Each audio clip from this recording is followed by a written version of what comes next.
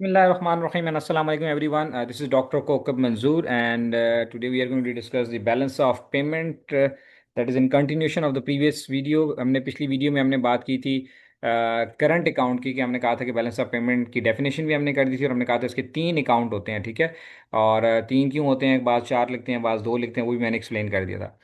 तो current account हमने explain कर दिया था। आज हम बात करेंगे कैपिटल एंड फाइनेंशियल अकाउंट की कि इसमें क्या कौन कौन सी एंट्रीज जो हम रिकॉर्ड करते हैं। और at the end of this video I will show you कि बैलेंस ऑफ पेमेंट पूरा का पूरा हमने बनाना कैसे है, ठीक है। तो एक हम न्यूमेरिकल एग्जांपल भी इसमें लेंगे और इसमें हम एक्सप्लेन करेंगे कि किस तरह से अगर आपके पेपर में क्वेश्चन आ जाता है कि जी आपने ये एंट्रीज हैं और आपने इसका बैलेंस ऑफ पेमेंट बनाना है, तो किस एंट्री को आपने कहाँ पे प्लेस करना है और कैसे प्लेस करना है, किसको प्लस करना है, किसको माइनस करना है, और ओवरऑल इसको बैलेंस कैसे करना है। और इसी वीडियो में हम एरर्स एंड ओमिशंस को भी डिस्कस करेंगे, ठीक है। अच्छा जी, अब कैपिटल अकाउंट क्या होता है, मैंने जैसे पिछली वीडियो में बताया था कि कैपिटल अकाउंट नॉर्मली बाज़ औक़ात फाइनेंशियल अकाउंट के साथ इकट्ठा ही लिख दिया जाता है, ठीक है। क्योंकि ये बहुत थोड़ी ट्रांजैक्शन होती हैं, स्मॉल होती हैं, यानी कि दो चार ट्रांजैक्शन या फ्यू ट्रांजैक्शन, दो चार तो नहीं कहना चाहिए, means as compare to financial transaction बहुत थोड़ी ट्रांजैक्शन होती हैं। तो इसके अंदर हम non financial transfer of assets या लाइबिलिटीज़ की बात करते हैं between resident of one country and the other rest of the world. यानी पाकिस्तान में रहने वाले किसी बंदे या किसी कंपनी या गवर्नमेंट ने कोई नॉन फाइनेंशियल एसेट की ट्रांजैक्शन की है, कोई एसेट जो है वो हमने ट्रांसफ़र करना है और उसको हमने यहाँ पे रिकॉर्ड करना होता है, ठीक है। तो इसमें अंदर मेन दो तीन चीज़ें आ जाती हैं। जैसे कैपिटल ट्रांसफ़र है, कोई डेट जो है वो माफ़ हो गई, जैसे अक्सर गवर्नमेंट को कोई डेट माफ़ कर दिया गया, ये नॉर्मली गवर्नमेंट टू गवर्नमेंट होता है, ठीक है।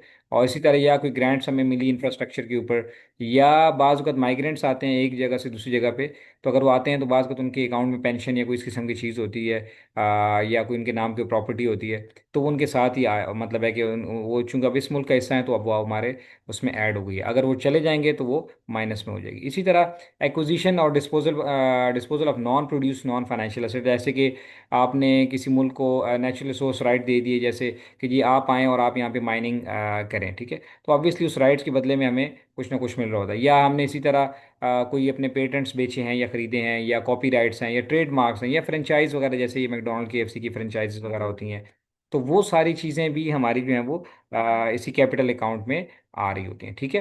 तो कैपिटल अकाउंट के अंदर हम नॉन फाइनेंशियल जो है वो ट्रांजेक्शन्स करते हैं। तो ये जैसे मैंने कहा कि बहुत थोड़ी अमाउंट होती है या थोड़ी ट्रांजेक्शन होती हैं। मेन जो हमारी ट्रांजेक्शन्स होती हैं वो होती हैं फाइनेंशियल अकाउंट की, ठीक है। तो फाइनेंशियल अकाउंट इसीलिए नॉर्मली जैसे मैंने कहा कि इन दोनों को इकट्ठा ही लिख दिया जाता है, कैपिटल एंड फाइनेंशियल अकाउंट। इसके अंदर हम जो लॉन्ग टर्म जो ट्रांजेक्शन्स होती हैं वो करते हैं। आपको याद होगा करंट अकाउंट वाली वीडियो में हमने कहा था कि वहाँ पे इंपोर्ट एक्सपोर्ट डिस्कस हो रही होती है, वो तो हम रिकॉर्ड करते हैं। वहाँ पे जो इन्वेस्टमेंट पे जो इंटरेस्ट या डिविडेंड आता है वो हो रहा है। जबकि फाइनेंशियल अकाउंट में हम ओवरऑल इन्वेस्टमेंट को काउंट करते हैं कि जो पूरे पाकिस्तान में इस साल में कितनी इन्वेस्टमेंट आई है, ठीक है। या कंट्रोल और ओनरशिप ऑफ द बिजनेस कितना हुआ है, सेटिंग अप ऑफ सब्सिडरी, या हमारे पाकिस्तानियों ने कहीं बाहर जाके कोई बिजनेस में इन्वेस्ट किया है, कोई कंपनी बनाई है, कोई फ्लैट्स खरीदे हैं, कुछ भी किया है, ठीक है। तो वो पाकिस्तान से पैसा बाहर गया, और अगर बाहर का बंदा पाकिस्तान आया, ये तो वो यहाँ पे आके इन्वेस्ट कर रहा है, कोई कंपनी लगा रहा है, कोई रियल एस्टेट प्रोजेक्ट कर रहा है, व्हाट्सएवर, ठीक है। तो अब वो पैसा हम क्या कहेंगे, फाइनेंशियल अकाउंट में हमने उसको रिकॉर्ड करना है, ठीक है। तो ये मेन इसकी एंट्री, हैवी एंट्री जिसको हम कहते हैं, ठीक है। अगर पाकिस्तान में इन्वेस्टमेंट आ रही है या पाकिस्तान से इन्वेस्टमेंट जा रही है, दोनों सूरतों में प्लस माइनस का फिगर हमने यहाँ पे डालना है। पोर्टफोलियो इन्वेस्टमेंट, बाज़ औक़ात लोग आते नहीं हैं यहाँ पे इन्वेस्ट करने के लिए, बल्कि वो हमारे बॉन्ड्स या शेयर्स या स्टॉक्स या सिक्योरिटीज़ खरीद लेते हैं, ठीक है। वो अपने मुल्क में बैठे बैठे वहाँ पे जैसे पाकिस्तान ने बॉन्ड इशू किए कि जी हमने डैम बनाना है तो हमने बॉन्ड इशू कर दिए उसके अगेंस्ट, ठीक है। और वो बाहर में अमेरिका में यूरोप में बैठे किसी बंदे ने या किसी कंपनी ने खरीद लिए, ठीक है। तो वो वहाँ से एक ही ट्रांजेक्शन हो जाती है, उसके बदले में हमारे पास पैसे आ जाते हैं, ठीक है। तो अगर पैसे रिसीव हो गए तो प्लस में लिख देंगे। इसी तरह अगर पाकिस्तानियों में से किसी पाकिस्तानी इन्वेस्टर ने या पाकिस्तानी कंपनी ने या पाकिस्तानी गवर्नमेंट ने बाहर के किसी मुल्क के कोई बॉन्ड्स या सिक्योरिटीज़ या शेयर्स वगैरह खरीदे हैं, तो ऑब्वियसली हमसे पैसे गए हैं, तो हम इसका माइनस का फिगर लगाएंगे। तो ये मेन दो एंट्रीज आती हैं, जो डायरेक्ट इन्वेस्टमेंट या इनडायरेक्ट या पोर्टफोलियो इन्वेस्टमेंट भी से कहते हैं, ठीक है। अदर इन्वेस्टमेंट में हमारे पास क्या है, हम जो कर्ज तो हम लेते ही रहते हैं, आपको पता ही है, ठीक है। तो जो लोन हम रिसीव करते हैं IMF से, एशियन डेवलपमेंट बैंक से, या बाकी मुल्कों से, तो वो हमारे रिसीट्स में आ जाता है क्योंकि हमने रिसीव कर लिया। इसीलिए अगर इसी तरह अगर हमने लोन पे किया है या रीपे किया है, तो वो फिर माइनस का फिगर चला जाएगा। करेंसी डिपॉजिट हैं, ट्रेड क्रेडिट्स हैं, बाज़ का बैंक्स जो हैं वो बैंक्स के एक दूसरे के ऊपर लोन्स वगैरह होते हैं, एक दूसरे के बैंक ने लोन लोन किसी को दिए होते हैं या किसी से लिए होते हैं। तो इन एनी केस पैसा अगर बाहर गया लोन की सूरत में, लाइबिलिटीज़ की सूरत में, ठीक है, तो यानी हमने दिया तो उनकी लाइबिलिटी होगी, तो हमारे पास रिसीट्स में आ जाएगा। या हमने किसी से लिया है तो हम पे लाइबिलिटी होगी, तो हमने यहाँ पे माइनस रिसीट्स में हमने पैसा किसी से लिया है तो प्लस में लिख देंगे, ठीक है, क्योंकि हमारे पैसे आ गए हैं। और हमने अगर किसी को दिया है पैसा तो माइनस में चला जाएगा। इसी के अंदर फिर हमने बाज बुक्स में आप देखेंगे तो फॉरेन रिजर्व एसेट अलग से लिखा होता है, बाजू का इसी के अंदर ही लिखा होता है। तो फॉरेन रिजर्व एसेट्स हमारे पास क्या होते हैं, इसके अंदर फॉरेन एक्सचेंज आ जाती है, जिसमें हमारे पास डॉलर्स हैं, यूरो हैं, यन है, पाउंड है, ठीक है। ये कितने हैं, आमतौर पे ज़्यादा डॉलर्स ही होते हैं आजकल, ठीक है। तो ये नॉर्मली स्टेट बैंक के पास ही होते हैं। तो स्टेट बैंक के पास कितने रिजर्व हैं, अक्सर आप न्यूज़ वगैरह में देखते हैं जी हमारे रिजर्व बड़े कम हो गए वगैरह वगैरह, ठीक है। गोल्ड कितना है, ठीक है। ये भी स्टेट बैंक के गोल्ड की बात हो रही है, पाकिस्तान के पास जो लोगों का गोल्ड है उसकी बात नहीं हो रही। तो गोल्ड रिजर्व हमारे पास कितने हैं, ठीक है। देन स्पेशल ड्राइंग राइट्स, ये आईएमएफ के पास हमारे ड्राइंग राइट्स होते हैं। इसके ऊपर आप फिर तफसील से देख लीजिएगा। मुख्तसर ये कि ये एक हाइपोथेटिकल करेंसी होती है कि हमारे कुछ पैसे आईएमएफ के पास पड़े हुए हैं, तो वो पैसे जो हैं वो डॉलर में नहीं होते बल्कि एक हाइपोथेटिकल करेंसी है, इसको एसडीआर कहते हैं। तो ये आजकल तकरीबन $1.5 के आसपास या जो भी है रेट इसका बदलता रहता है, ठीक है। तो देख लीजिएगा, तो फर्ज कर लें कि एक एसडीआर यानी एक स्पेशल ड्राइंग राइट $1.5 का है। तो अगर हमारे 1,000 एसडीआर उनके पास पड़े हैं तो इसका मतलब है कि हम $1,500 जो है वो की वैल्यू के जो राइट्स हैं वो हमारे आईएमएफ के पास पड़े हैं। तो ये भी हमारे एसेट्स होते हैं, ठीक है। तो जितने हमारे फॉरेन रिजर्व्स बढ़ते हैं उतने ही उस हिसाब से हम गोल्ड हम ज़्यादा खरीद सकते हैं, या वो कंट्री की स्ट्रेंथ को शो कर रहा होता है। तो बहरहाल अगर आ रहे हैं तो हम जो है वो उसमें ऐड होते चले जाएंगे। और बाज़ औक़ात ऐसे होता है कि हमारे चूँकि पेमेंट्स इतनी ज़्यादा हो जाती हैं तो फिर हम आईएमएफ से रिक्वेस्ट करते हैं कि हम एसडीआर्स में से कुछ जो है वो रिड्यूस करके वहाँ पे पेमेंट कर दी जाए, तो फिर एसडीआर हमारे काम हो जाते हैं, ठीक है। या जिस तरह हमने कहा कि फॉरेन एक्सचेंज रिजर्व में लेट सपोज हमारे पास 10 बिलियन पड़े हुए हैं, लेकिन हमें पेमेंट करनी पड़ रही है, तो उसमें से फिर हमें 2 बिलियन निकाल के देने पड़ते हैं, तो हमारे एक्स फॉरेन एक्सचेंज हैं वो कम हो जाते हैं, यानी माइनस का फिगर यहाँ पर आ जाता है। इसके अलावा आ जाते हैं errors and emissions. Errors and emissions यानी वो मामलात जो कि इतने सारे लोगों की जब ट्रांजैक्शन होती हैं एक साल के अंदर, तो आप देखें 365 दिन हुए हैं और पूरे पाकिस्तान के वो इम्पोर्टर एंड एक्सपोर्टर्स में इन्वॉल्व हैं, इसमें कंपनीज इन्वॉल्व हैं, बैंक्स इन्वॉल्व हैं, गवर्नमेंट इन्वॉल्व है। तो ट्रांजैक्शन बाज़ औक़ात जो है वो उसमें कुछ एरर्स आते हैं, कुछ गलतियां हो जाती हैं, बाज़ औक़ात जानबूझ के की जाती हैं, बाज़ औक़ात गलती से भी हो जाती हैं। मिसाल के तौर पे मैं आपको एक दो चार चीज़ें बताता हूँ। Under reporting merchandise import. अब फर्ज करें मैं इंपोर्ट कर रहा हूँ मशीन, और मैंने $1 लाख, $1 लाख की मशीन एक इंपोर्ट की है, लेकिन उसके ऊपर टैक्स बन जाता है फॉर एग्जांपल 20%, $20,000, ठीक है। तो मैं कहता हूँ यार ये तो बहुत ज़्यादा टैक्स बन रहा है। तो मैं वहाँ पे किसी के साथ मतलब सेटिंग वेटिंग बना के, जिसको आप सेटिंग कहते हैं, यानी कि अंडर टेबल डिस्कशन करके, और मैंने मशीन की वैल्यू कर दी $50,000, ठीक है। कि ये 1 लाख की नहीं है, ये मशीन $50,000 की है। तो वो $50,000 के डॉक्यूमेंट बनाए, और उसके ऊपर से फिर मैंने जो है वो 10,000 का टैक्स दे दिया।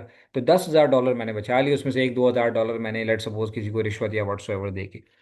तो अब हुआ क्या कि जो बैंक टू बैंक ट्रांसफर हुए, बैंक मतलब कंपनी को तो मैंने पैसे पूरे ही देने हैं, जाहिर सी बात है। लेट्स सपोज जर्मनी से मशीन मंगाई है तो उनको तो $1 लाख पूरे ही दिए होंगे। अब बैंक से जो ट्रांजैक्शन हुई होगी वो $1 लाख की हुई होगी, लेकिन जो इम्पोर्ट एक्सपोर्ट के बाकी डॉक्यूमेंट्स हैं, जो क्लियरेंस पे और जो शिपिंग पे, और वहाँ पे आप देखेंगे तो जो डॉक्यूमेंट्स 2 नंबर बनाए होंगे या फॉर्जरी की होगी जो भी है, तो वहाँ पे $50,000 की वर्थ शो की होगी। तो at the end of the year जब वो उनके डॉक्यूमेंट्स और बैंक के डॉक्यूमेंट्स को मैच किया जा रहा होता है, तो पता लगता है कि यार वहाँ तो वैल्यू कुछ और आ रही है, यहाँ ओवरऑल वैल्यू कुछ और आ रही है। अब ये अंडर रिपोर्टिंग ऑफ मर्चेंडाइज जो है ना, एक बंदा तो नहीं करता, जाहिर सी बात है, बहुत सारे लोग करते हैं। और फिर at the end of the year जो है वो बहुत सारा फर्क आ रहा होता है। तो उसकी वजह से ही फिर हम ये एरर कैलकुलेट करते हैं कि यार बैंक बता रहा है कि इतने $1 लाख जो हैं हमारे बाहर गए हैं इम्पोर्ट की मद में, और जो शिपिंग और कॉरपोरेशन और जो इम्पोर्ट इंपोर्ट जो डील कर रहे हैं वहाँ पे जो डॉक्यूमेंट्स हमें आ रहे हैं वहाँ से वो कम आ रहे हैं। तो फिर वो उसको क्रॉस एग्जामिन करके चीज़ों को ठीक करने की कोशिश करते हैं। इसी तरह under reporting of investment income, हम अपनी इनकम को छुपाते हैं क्योंकि एक बंदा लेट्स सपोज जॉब कर रहा है, उसने बाहर बॉन्ड्स भी लिए हुए हैं, शेयर्स भी लिए हुए हैं, वहाँ से भी उसको पैसे आते हैं। अब अगर बैंक के जरिए आते हैं तो वो तो जाहिर सी बात है वहाँ पे रिकॉर्ड हो रहे हैं, लेकिन अपनी वो एफबीआर में बाकी जगहों पे वो अपनी इनकम इन्वेस्टमेंट को इनकम को नहीं शो कर रहा होता। तो उसकी वजह से वहाँ पे फ़र्क आ रहा होता है, ठीक है। ज़ाहिर है टैक्स लगता है। इसी तरह जो एक्सपोर्ट करते हैं, एक्सपोर्ट पे भी टैक्सेस होते हैं अर्निंग के ऊपर, तो वो कोशिश करते हैं कि अपनी एक्सपोर्ट को भी छुपाएं। इस तरह के बहुत सारे मामलात होते हैं, कुछ जानबूझ के किए जाते हैं, बाज़ गलती से भी हो जाते हैं। तो वो जो फिगर्स है ना वो मैच नहीं कर रहे होते आपस में। तो इसको हम फिर कहते हैं कि फिर हम एडजस्टिंग एंट्री डाल देते हैं वहाँ पे, ठीक है, this is an adjusting item. तो फिर वो at the end of the year जो है वो लेट सपोज 20 बिलियन का फर्क आ रहा है या 20 मिलियन का फर्क आ रहा है, तो फिर वहाँ पे हम ई एरर्स एंड ओमिशन के खाते में प्लस का अगर आ रहा है, अगर ज़्यादा आ रहे हैं एक साइड पे और बनते हैं और कम दिखा रहे हैं, तो फिर इसका मतलब है कि प्लस ऐड कर देंगे, ठीक है। और अगर कम बनते हैं और ज़्यादा वहाँ पे शो हो रहे हैं, एक्चुअली में कम बन रहे हैं, तो फिर हम माइनस का फिगर डाल के उसको एडजस्ट करते हैं। So the main reason is because people succeed in hiding their import or incomes and बाकी इनकम्स और इस किस्म की चीज़ों को वो छुपाते हैं टैक्स की वजह से या बाकी मामलात की वजह से। तो उसकी वजह से ये इस किस्म के जो मामलात आते हैं। सो नेट कंक्लूजन क्या है? नेट कंक्लूजन ये है कि करंट अकाउंट में हम क्या रिकॉर्ड करते हैं, ये हमने पिछली वीडियो में बताया था, import and export of goods and services. और जो इनकम आती है हमारी इन्वेस्टमेंट पे उसको, या जो इनकम हम पे करते हैं उसको, और जो ट्रांसफ़र हमें यूनिलैटरल ट्रांसफ़र है यानी सदका खैरात वगैरह, चैरिटी, गिफ्ट, एड वगैरह जो हमें मिली है वो हम यहाँ पे ट्रांसफर, या हमने किसी को दिया है तो वो हम करंट अकाउंट में करते हैं। कैपिटल अकाउंट में नॉन प्रोड्यूस्ड एसेट्स हैं या यूँ कह लें नॉन फाइनेंशियल एसेट्स की ट्रांसफ़र को हम रिकॉर्ड करते हैं। फाइनेंशियल एसेट में इन्वेस्टमेंट, लोन्स वगैरह और या बॉन्ड शेयर जो हमने खरीदे हैं, ठीक है, जितनी भी फाइनेंशियल एसेट या रिजर्व एसेट्स हैं, गोल्ड, डॉलर, यूरो, पाउंड वगैरह और एस डी आर्स, वो यहाँ पे हम रिकॉर्ड करते हैं। एंड फाइनली एडजस्टिंग एंट्रीज या डिस्क्रिपेंसीज, जो डेटा के अंदर डिस्क्रिपेंसीज आ रही हैं, जो फ़र्क आ रहा है उसको एडजस्ट करने के लिए एंट्री डाली जाती है, जिसको हम एरर्स एंड ओमिशंस कहते हैं। अब हम एक न्यूमेरिकल एग्जांपल के जरिए देखते हैं। अब ये देखें इसमें कुछ आपके पास एंट्रीज आई हुई हैं, अब हम इसकी प्रैक्टिकली बैलेंस ऑफ पेमेंट बनाएंगे और देखेंगे, ठीक है।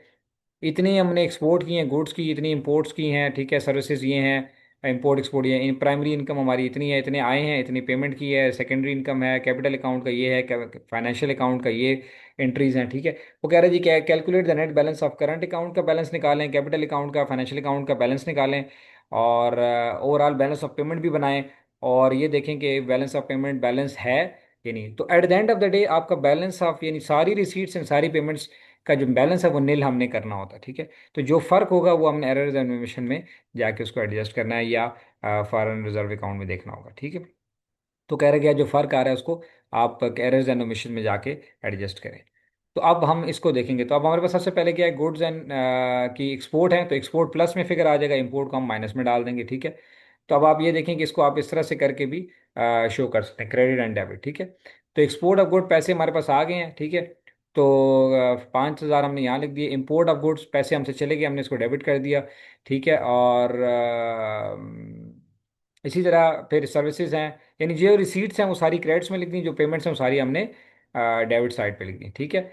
और प्राइमरी इनकम, डिविडेंड हमारे पास जो आया था 800 आ गया था, 1,000 हमने पे कर दिया था।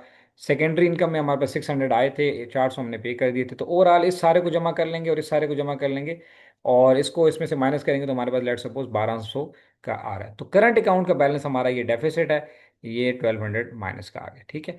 फिर इसी तरह कैपिटल अकाउंट में हमने, हमारे पास 150 आए थे और 50 हमने पे किए थे, ठीक है। अगर आप ये देखें हमारे पास क्या इनफ्लो, यानी टोटल 150 आए थे और 50 आउटफ्लो था। बस वो डिटेल हमने नहीं लिखी कि कौन कौन सी एंट्री ने ऐड रिलीफ, डेट रिलीफ वगैरह में आए थे, ठीक है। तो इसका चूंकि 150 आए थे, 50 गए, तो प्लस का 100 हमारे पास बैलेंस आ गया, ठीक है। ये इस अकाउंट का बैलेंस आ गया।